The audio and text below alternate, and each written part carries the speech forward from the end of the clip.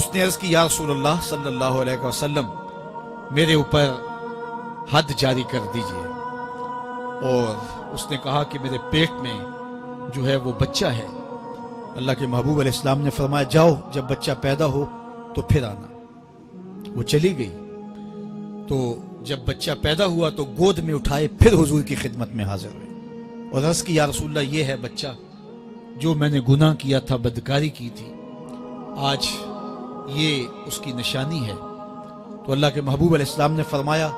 کہ اسے لے جاؤ اور اسے دودھ پلاؤ، اور جب یہ کچھ کھانے پینے لگ جائے گا تو پھر آنا۔ کچھ دنوں کے بعد وہ دوبارہ حاضر ہوئی اور اس نے اس بچے کے ہاتھ میں روٹی کا ٹکڑا دیا ہوا تھا اور عرض کی یا رسول اللہ دیکھ لیجئے اب یہ روٹی کھانے لگ گیا ہے۔ اللہ اکبر۔ تو اللہ کے محبوب نے فرمایا انہیں لے جاؤ اور جا کے انہیں سنگسار کر دو۔ اس کی یہ حد بنتی تھی، اس کو سنگسار کیا اور اس نے خود یہ سزا اپنے لیے قبول کی۔ تو یہ بات ذہن نشین کیجئے کہ یہ وہ لوگ تھے کہ جن سے کبھی کوئی گناہ سرزد ہو جاتا تو وہ جلد توبہ کرتے، اور اس کی بڑی سے بڑی حد اور سزا بھی ہوتی تو وہ بھی کاٹنے کے لیے تیار ہو جاتے۔ میں اور آپ دیکھیں کہ ہماری زندگی میں اگر گناہ ہیں اور ہمیں سچی توبہ کی توفیق بھی نصیب نہیں ہے اور آئندہ نہ کرنے کا عزم مصمم ہو، پکا ارادہ ہو کہ یہ گناہ زندگی میں دوبارہ نہیں کروں گا، الگ بات ہے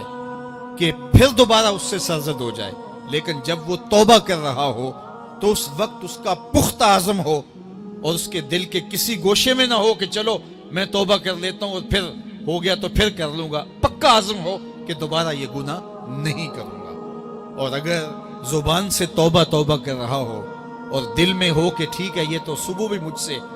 عمل بد سرزد ہونا ہے، تو اللہ تعالیٰ سے یہ مذاق کرنے والی بات ہے، اور اللہ تعالیٰ سے جو مذاق کرتا ہے وہ کہاں کھڑا ہے وہ خود سوچ لے۔ وہ کیا کسی نے کہا تھا کہ توبہ کی پھر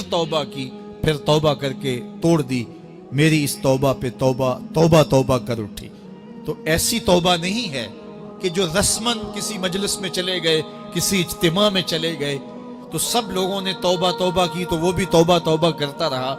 لیکن اس کا عزم مصمم پختہ ارادہ نہیں تھا گناہوں کو چھوڑنے کا، تو یہ توبہ نہیں، یہ مذاق ہے۔